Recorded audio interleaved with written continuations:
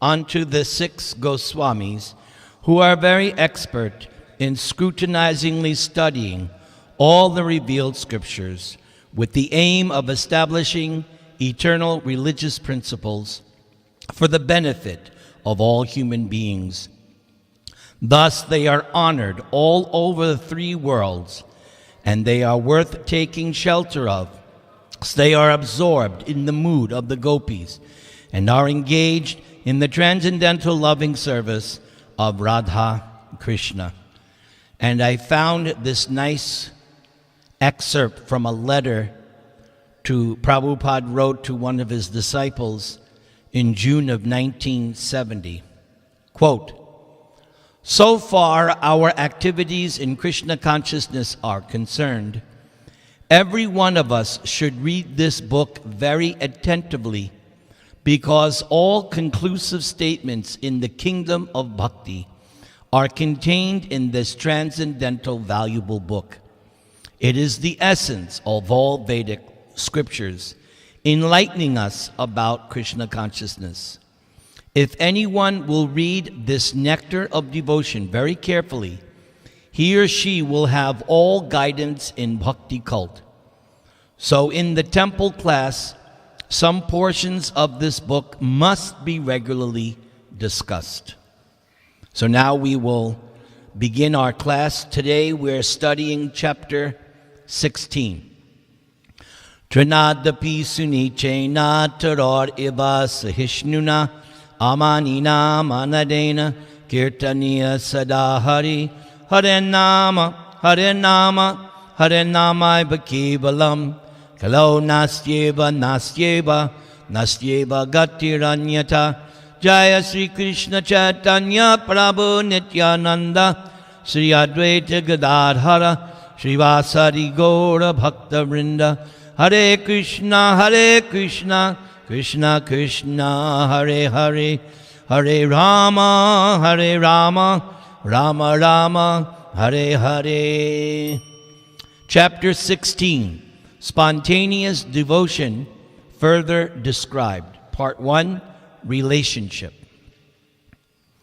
In the attitude of the denizens of Vrindavan, such as Nanda Maharaj and Mother Yashoda, is to be found the ideal transcendental concept of being the father and mother of Krishna, the original personality of Godhead. Factually, no one can become the father or mother of Krishna, but a devotee's possession of such transcendental feelings is called love of Krishna in a parental relationship. The Vrishnis, Krishna's relatives at Dwaraka, also felt like that. So, spontaneous love of Krishna in the parental relationship is found both among these denizens of Dwaraka, who belonged to the dynasty of Vrishni, and among the inhabitants of Vrindavan. Spontaneous love of Krishna, as exhibited by the Vrishnis and the denizens of Vrindavan, is eternally existing in them.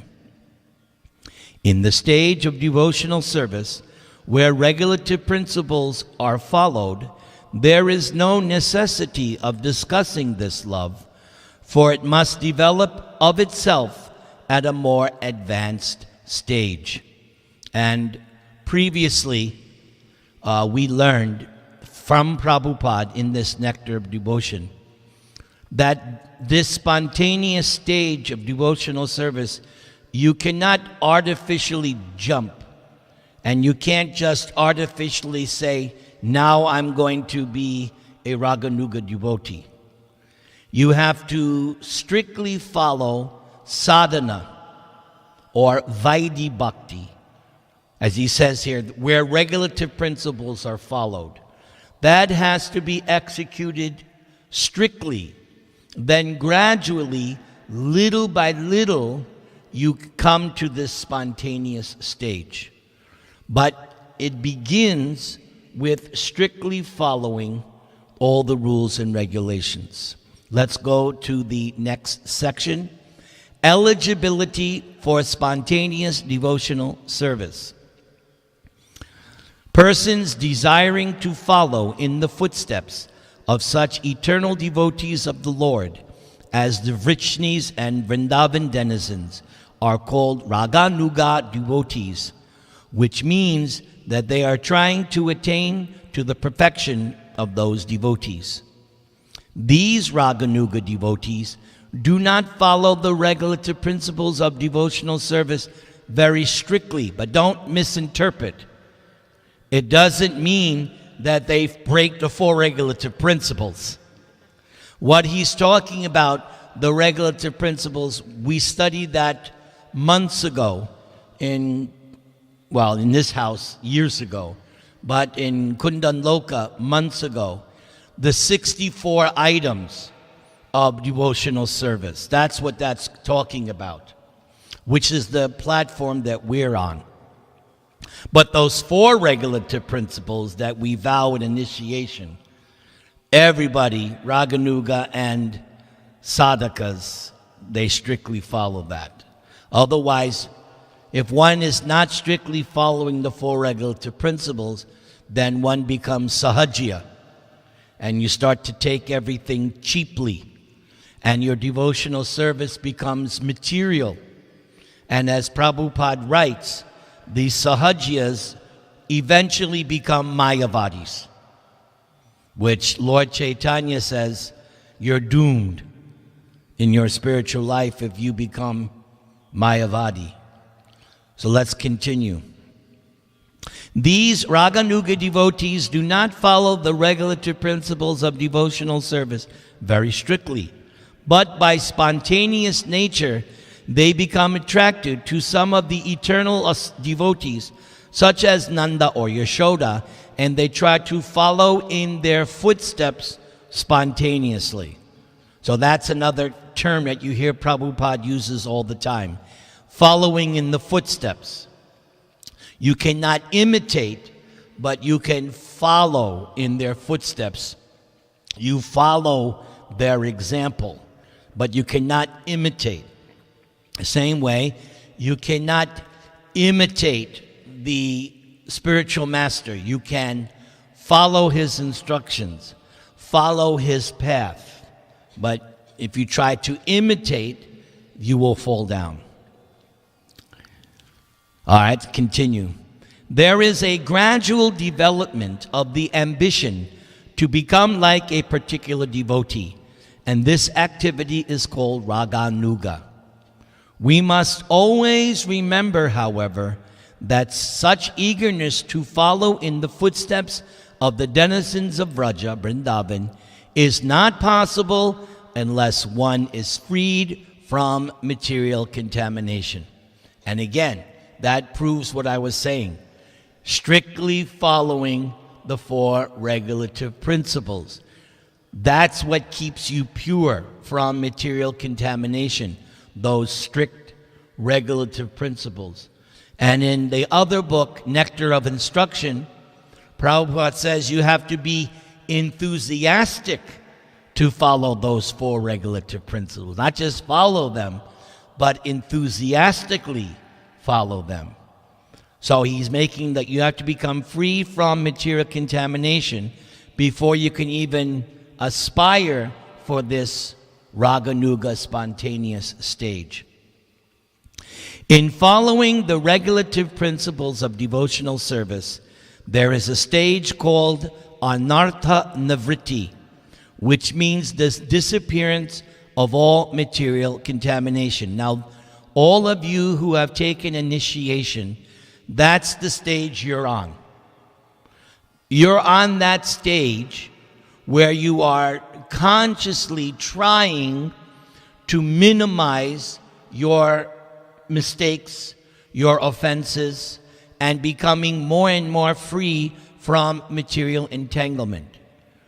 There is that verse, it's quoted in the Bhagavad Gita in the purport, it's quoted many times by Prabhupada, where your ado shraddha begins with faith, and by faith you begin to associate with devotees.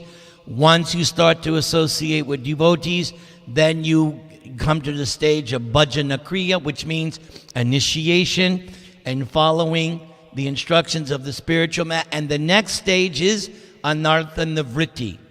You know you're making advancement because these anarthas, unwanted things, little by little, consciously you're saying, no more of this nonsense.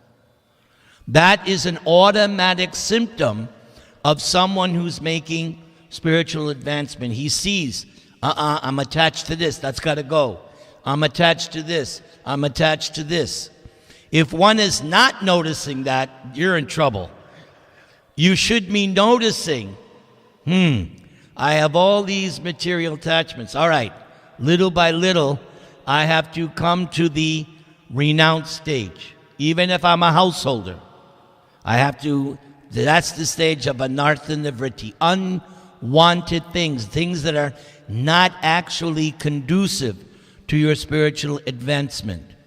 And I've seen in you, my lifelong students, that you are doing that. I see that.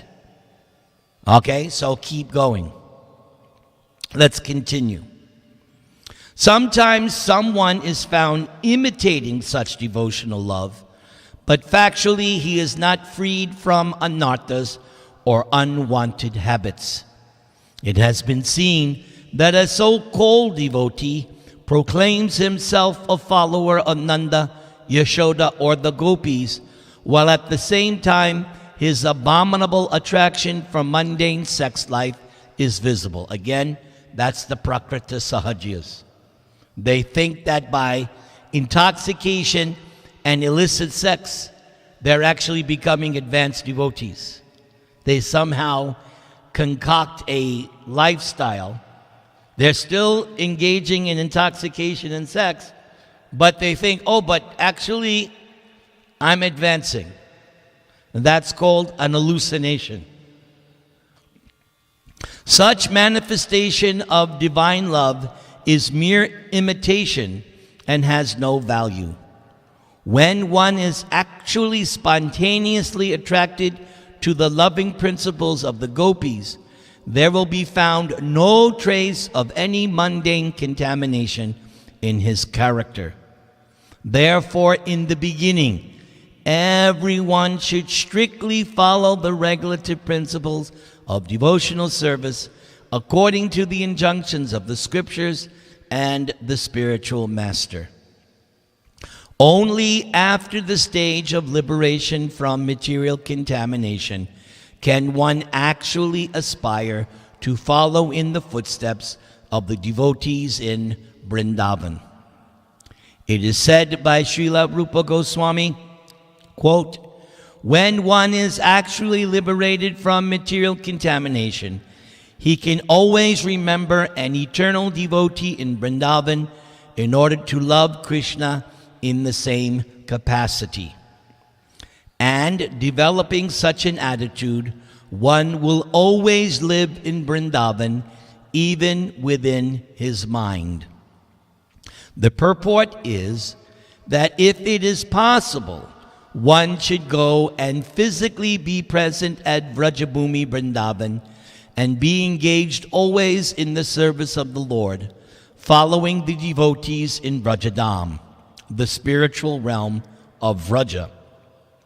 If it is not possible, however, to be physically present at Vrindavan, one can meditate anywhere upon living in that situation.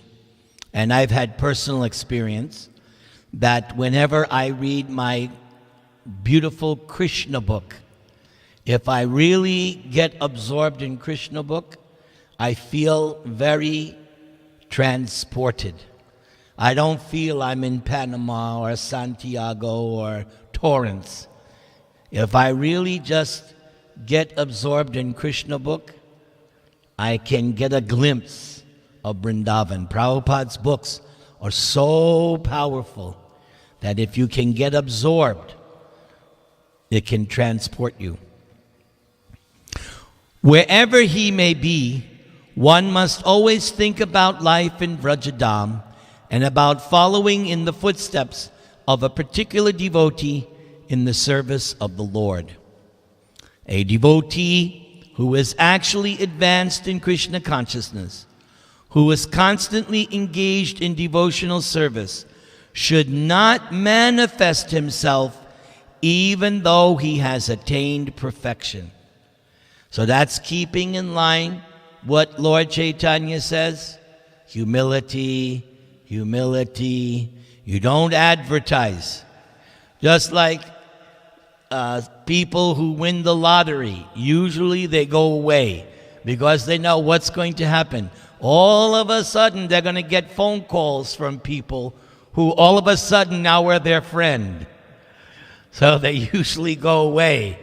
So the same way, when you actually become advanced in Krishna consciousness, you're not going to, put a sign on your car. I am an advanced pure devotee. No. You'll want to keep it quiet. Like nobody goes and puts on the internet, this is how much I make every year. No.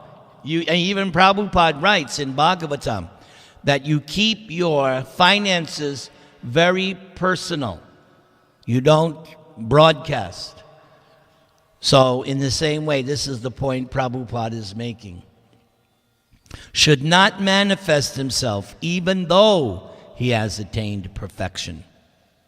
The idea is that he should always continue to act as a neophyte devotee as long as his material body is there. So on this point, this is not in the book now, what I'm going to read is an example of what Prabhupada was just talking about. This last sentence, one should always continue to act as a neophyte, even though one has attained. So I found this nice excerpt from the Chaitanya Charitamrita concerning Madhavendra Puri. Madhavendra Puri is the grand spiritual master of Lord Chaitanya. Madhavendra Puri is the seed of the Chaitanya tree. The Chaitanya tree is what is described in the Adi Leela chapter 9, the tree of Lord Chaitanya as the tree, the gardener, because Lord Chaitanya wants to fill the universe with love of Godhead. And Prabhupada writes there that ISKCON is a branch of that Chaitanya tree. So here's a description of Madhavendra Puri from the Chaitanya Charitamrita. Madhavendra Puri left the temple and sat down in the village marketplace, which was vacant. Sitting there, he began to chant. In the meantime, the temple priest laid the deity down to rest. Although Madhavendra Puri was not interested in eating and sleeping, his interest in chanting the Maha Mantra was as acute as if he were an aspiring transcendentalist rather than a Paramahamsa. This means that even in the Paramahamsa stage, one cannot give up chanting.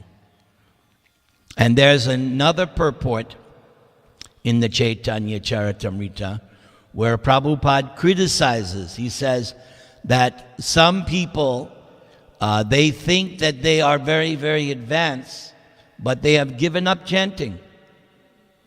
So that's not a sign that you should never believe someone. I'm so advanced, I don't have to chant. If someone says like that, thank you very much. I heard some people just say I'm doing very fast because I've done a lot of practice. I'm not talking about that. Are they chanting? Are they hearing? That's the key. I'm not talking, if they do fast, that's okay, so long as they're hearing the syllables. Okay?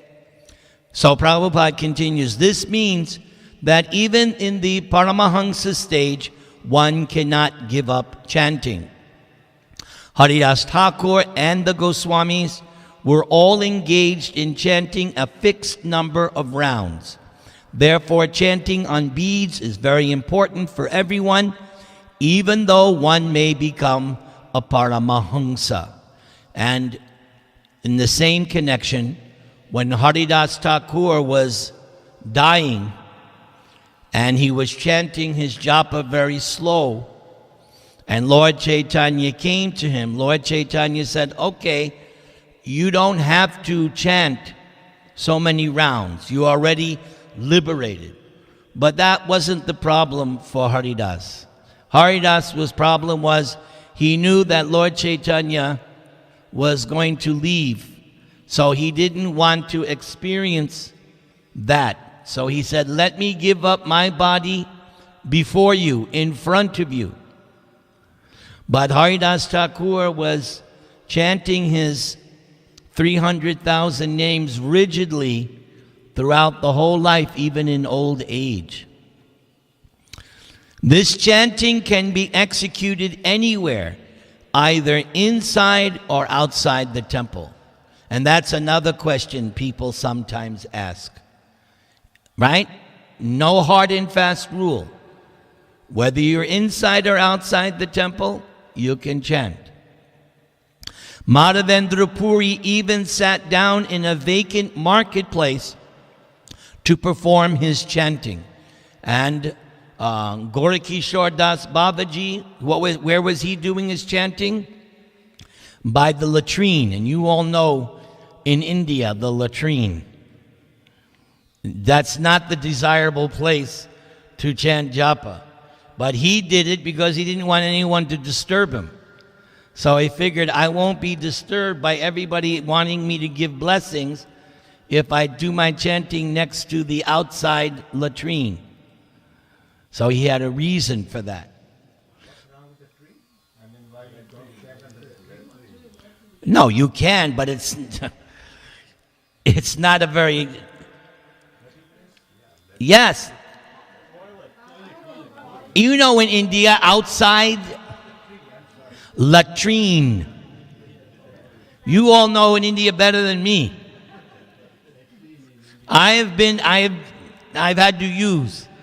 I know what it's like. Or if you, in New York, if you have to use the subway bathrooms. So, you're not going to, that's not preferred, but Gorakishore Das Babaji is transcendental. Let's go. As stated by Srinivasacharya in his prayers to the Goswamis, Namagana Natabi. A Paramahamsa devotee is always engaged in chanting and rendering loving service to the Lord. Chanting the Lord's holy name and engaging in his service are identical. So keep that in mind. Your japa is also your service. You may be, let's say you have a temple service. That's good. But that doesn't replace your chanting. And that has been the downfall of many a devotee. That he or she gets all this service and then starts to neglect this service. So you may get lots of service. That's wonderful. That's coming from Krishna. But I've read 100 times that purport where Prabhupada says, this is your first service. This is the first instruction of the spiritual master. So not that, oh, now I'm advanced, now I'm in charge of BBT, now I'm GBC, now I'm guru, now I'm this and that. I don't have time for job. Whatever your position, this has to come first. And as I said, that has been the cause of many an ISKCON fall down. So always remember that. This is your first service. Chanting the Lord's holy names and engaging in his service are identical. As stated in Srimad Bhagavatam, there are 9 kinds of devotional service: hearing, Shravanam; chanting, Kirtanam; remembering, Vishnu Smaranam; serving, Padasevanam; worship of the deity, Archanam; praying, Vandanam; carrying out orders, Dasyam; serving him as a friend, Sakyam; and sacrificing everything for the Lord, Atma Nivedanam. Although each process appears distinct, when one is situated on the absolute platform, he can see that they are identical. For instance, hearing is as good as chanting, and remembering is as good as chanting or hearing. Similarly, engaging in deity worship is as good as chanting, hearing, or remembering. The devotee is expected to accept all 9 processes of devotional service, but even if only one process is properly executed, he can still attain the highest position, Paramahamsa, and go back home, back to Godhead. That ends the excerpt on Madhavendra Puri. Let us continue with today's chapter. Activities on devotional service under regulative principles must be followed even by the pure devotee. But when he or she realizes one's actual position in relationship with the Lord, one can, along with the discharging of regulative service, think within him or herself of the Lord under the guidance of a particular associate of the Lord, and develop his or her transcendental sentiments in following that associate. So, externally, you're behaving like everybody else. Internally, he just gave you the clue. It's internal. You don't need to advertise. You don't need to tell anybody. In this connection, now here Prabhupada's getting, what, Prabhu? I don't know the page number. 427, the first part? Okay, thank you. In this connection, you got that? All right. In this connection, we should be careful about the so-called Siddha Pranali. The Siddha Pranali process is followed by a class of men who are not very authorized and who have manufactured their own way of devotional service. They imagine that they have become associates of the Lord simply by thinking of themselves like that. This external behavior is not at all according to the regulative principles. The so-called Siddha Pranali process is followed by the Prakrita Sahajiya, a pseudo-sect of so-called Vaishnavas. In the opinion of Rupa Goswami, such activities are simply disturbances to the standard way of devotional service. And Bhakti Siddhanta Saraswati Thakur was very heavy in preaching against the Prakrita Sahajiyas. That was one of his big fights, was always blasting these Prakrita Sahajiyas. Just like Prabhupada's mantra, Nirvishesha Shunyavadi. Prabhupada, in his books, wherever he gets the chance, blasts the impersonalists, blasts the Mayavadis, because that's his mission. Sri Rupa Goswami says that learned acharyas recommend that we follow the regulative principles even after the development of spontaneous love for Krishna. According to the regulative principles, there are 9 departmental activities as described above, and one should specifically engage him or herself in the type of devotional service for which he has a natural aptitude. For example, one person may have a particular interest in hearing. Another may have a particular interest in chanting. Another may have a particular interest in serving in the temple. And as you older students, you have seen this in yourself. You probably have noticed that you have a leaning toward a particular process. So these, or any of the other 6 different types of devotional service, remembering, serving, praying, engaging in some particular service, being in a friendly relationship, or offering everything in one's possession should be executed in full earnestness. In this way, everyone should act according to his particular taste. But, I add, that doesn't mean that now I can give up.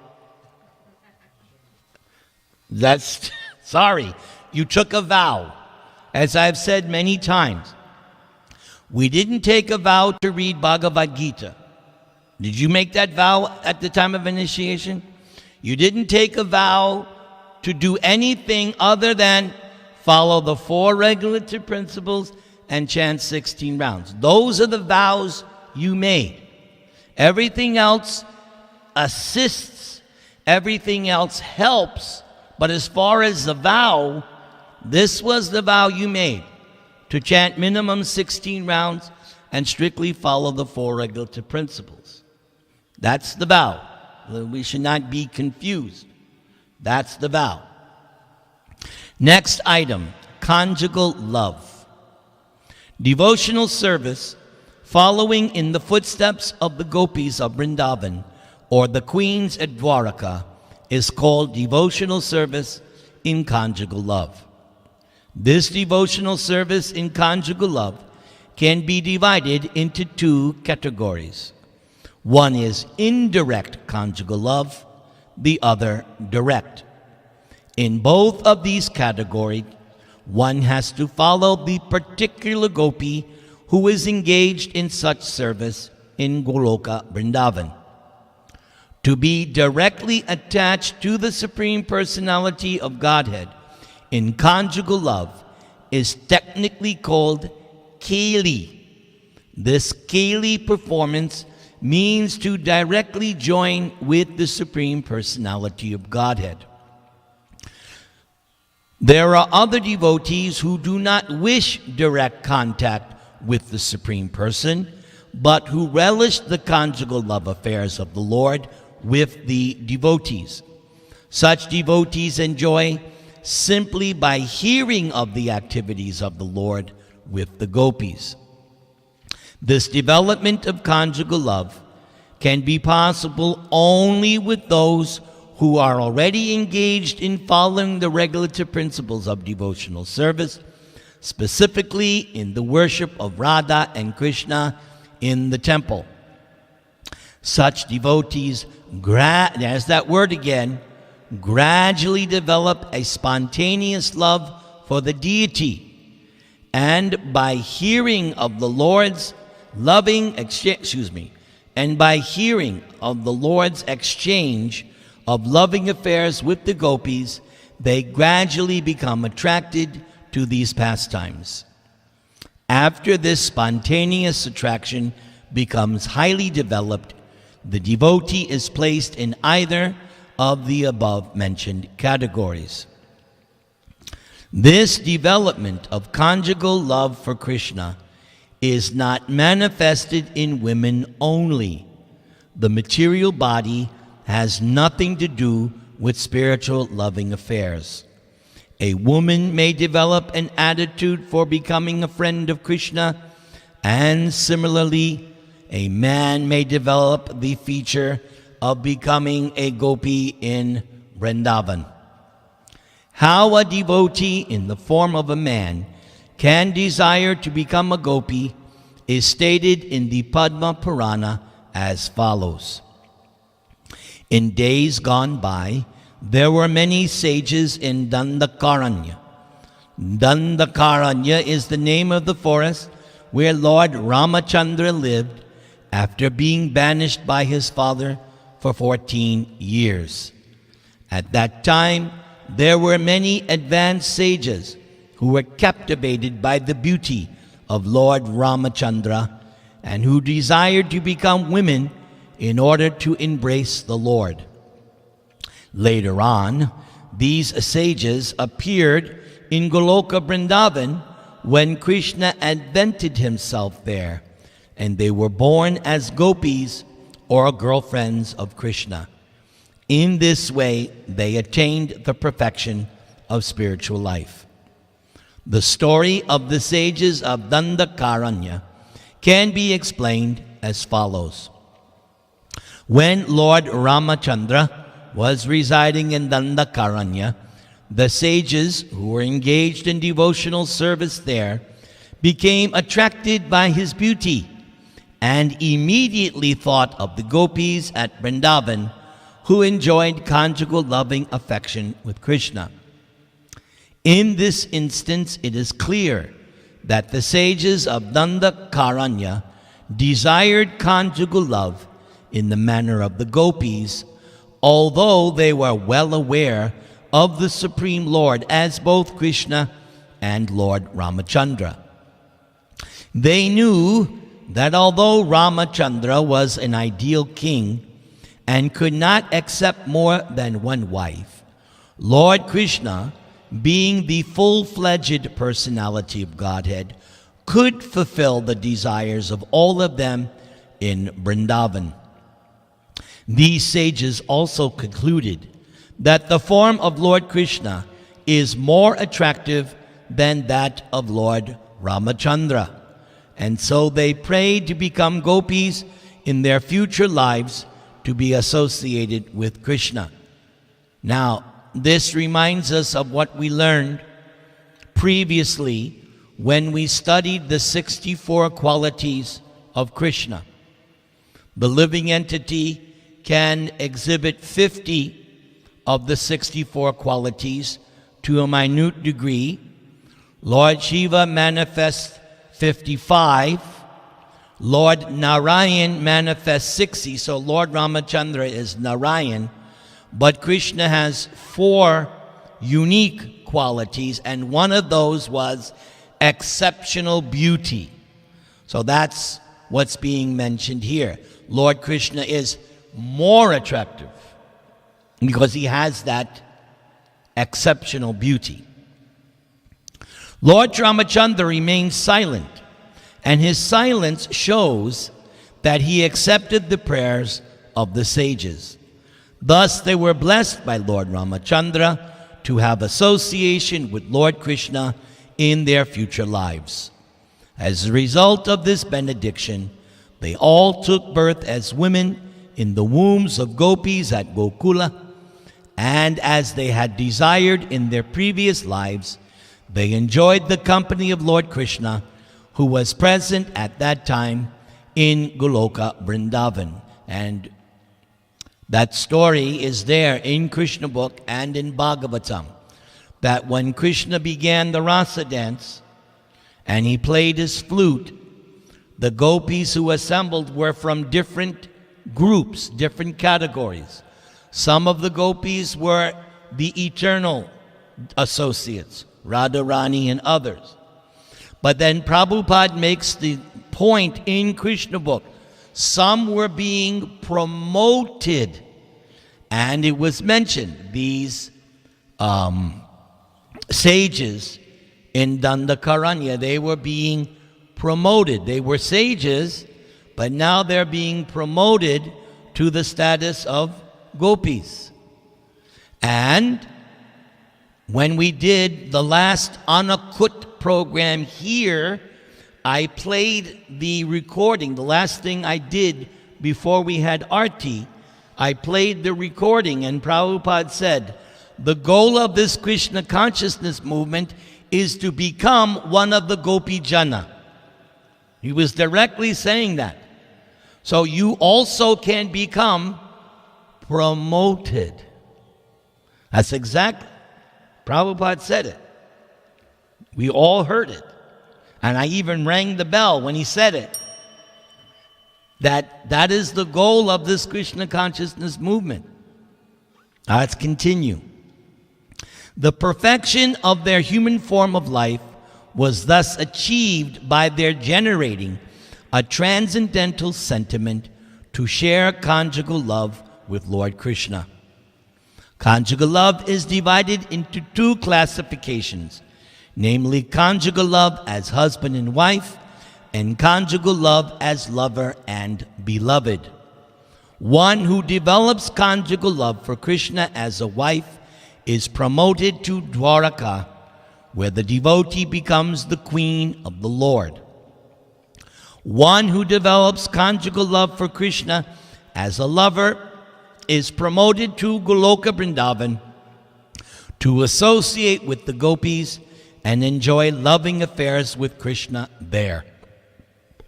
We should note carefully, however, that this conjugal love for Krishna, either as a gopi or as a queen, is not limited only to women. In other words, now in the human form. That's the context.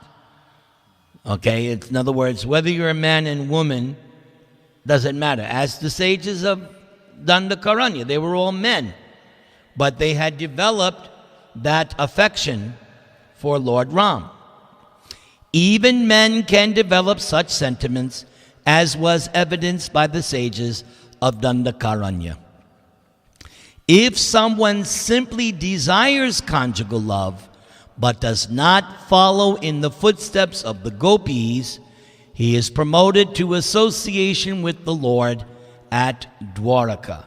And there's the famous incident in the Chaitanya Charitamrita where Lord Chaitanya is discussing with the South Indian Brahmin Venkatabat.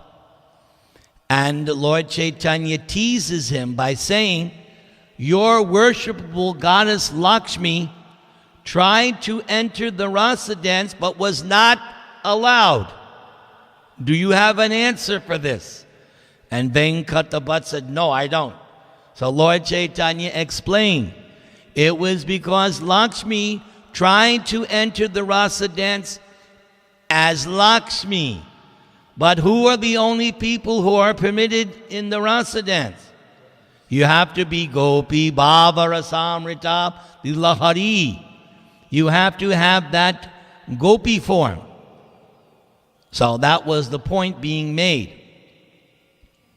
And then the Sahajiyas, what did they do? Oh, I have to be a Gopi? All right, give me a sari. Yes.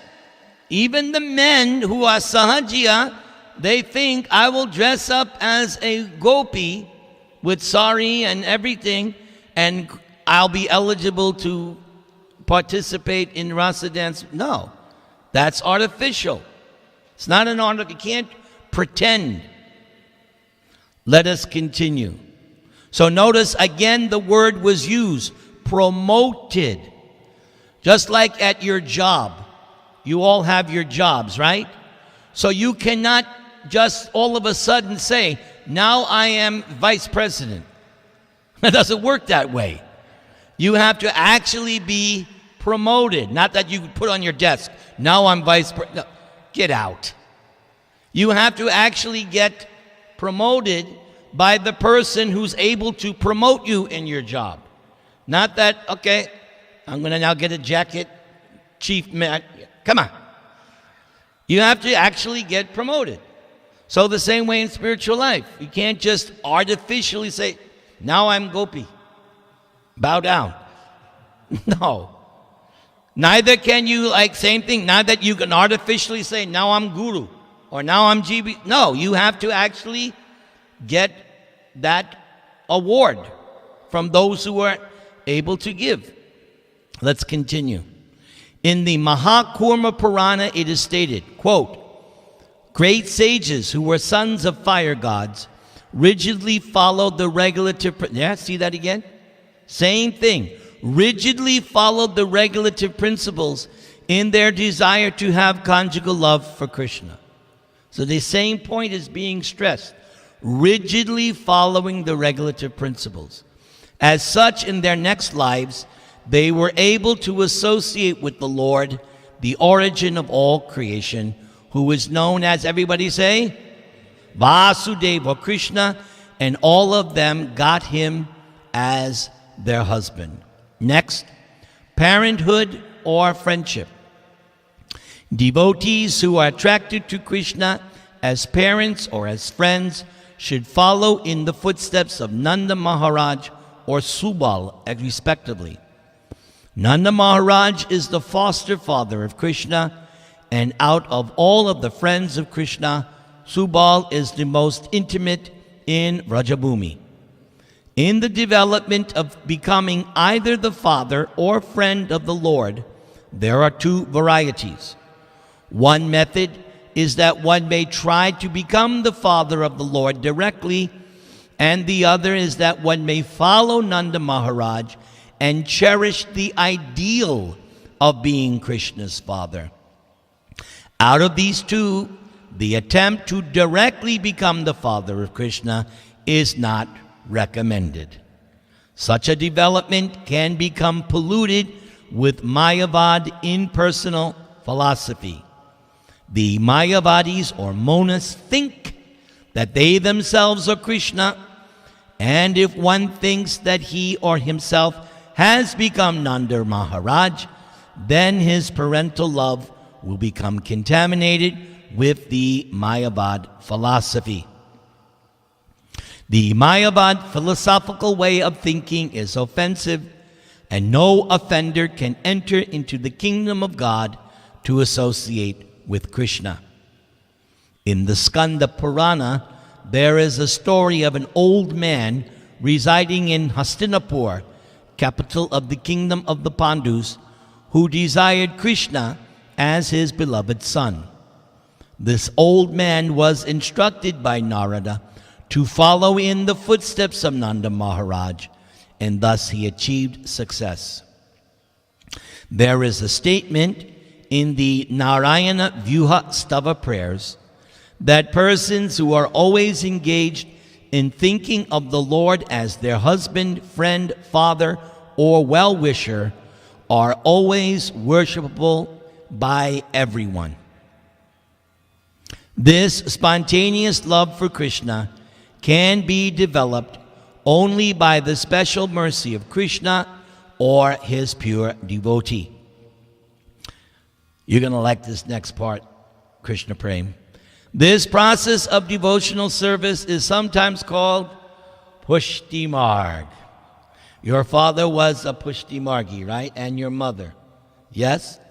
Pushti means nourishing, and Marga means path. Such development of sentiment nourishes devotional service to the highest standard. Thus it is called the path of nourishment or Pushti Marg. The Vallabha Sampradaya, which belongs to the Vishnu Swami sect of Vaishnava religion, worships Krishna in this Pushti Marg. Generally, devotees in Gujarat worship Bala Krishna under this heading of Pushti Marg. And that ends today's chapter. Hare Krishna, Krishna Krishna, Hare Hare, Hare Rama, Rama Rama, Hare Hare. Bal Krishna means that Krishna as a child, Bal, right?